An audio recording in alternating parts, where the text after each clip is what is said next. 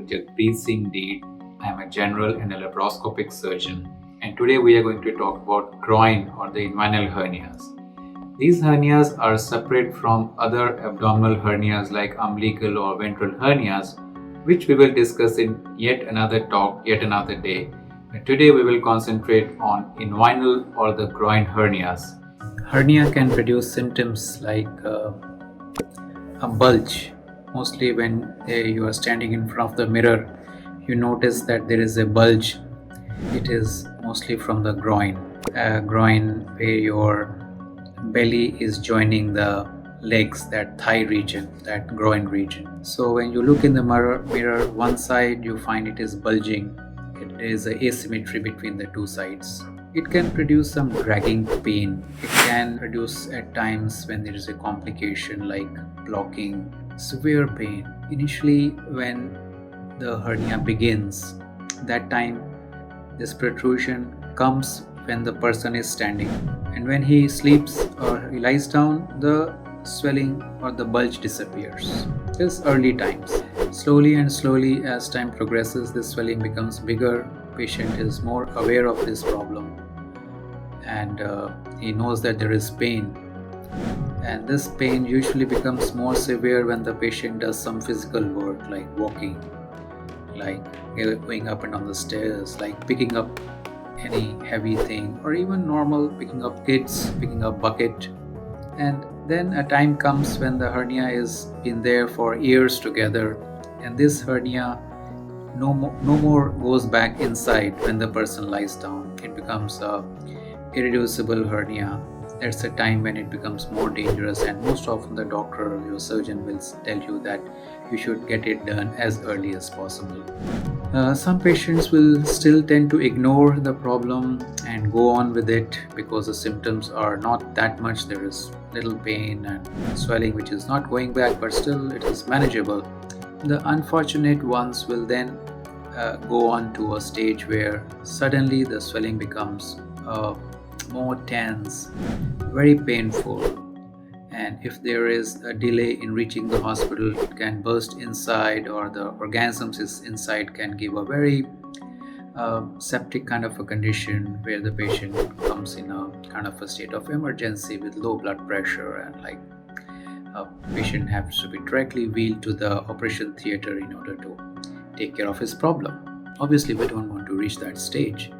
So we should come and see the doctor if you find any bulge, any pain, especially with any physical activity, and then get yourselves checked. Most often the tests which are required, mainly it's a clinical examination. The doctor will check you, he will see you in the standing position, he will ask you to cough, because cough will increase the pressure inside the abdomen and the hernia will become more bulging. So that gives him inference that it may be a hernia.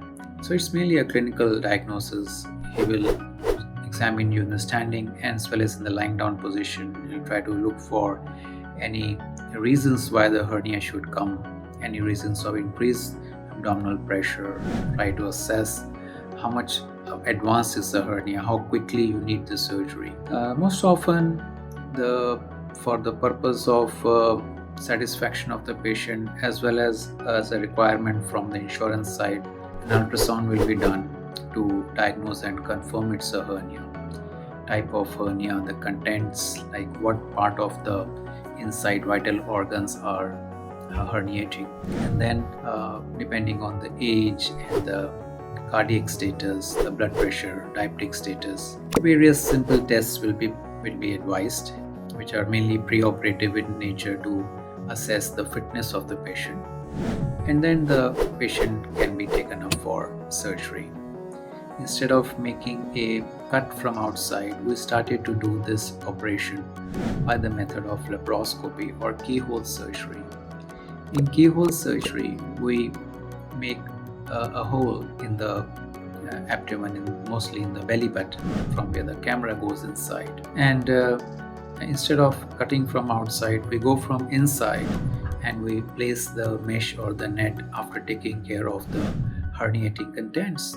Another very specialized laparoscopic or a keyhole surgery technique is known as an extraperitoneal surgery, which is known as technically TEP, which is TEP, which is totally extraperitoneal repair. Now, in this technique, we try to replicate exactly how the layers have been made by the god. We neither go to a cutting from outside as was done earlier, nor we go into the belly, directly inside the belly, as is done by traditional laparoscopy. In this, we stay within the abdominal wall layers. We do not violate the peritoneum, and we go inside a specific layer, which is the extraperitoneal compartment. We separate all the structures. We put the hernia back where it belongs in the belly, and we place a mesh and just come out. There is a lot of advantage in doing this procedure because since there is no cut, the patient does not have any pain. Patient can get up and walk around very quickly. There is a shorter recovery time, a quicker return to activities and resumption of the job, and they have a very meaningful life after that. They can practically do whatever they wanted to do. So that's it. So thank you for watching. Keep watching. Thank you.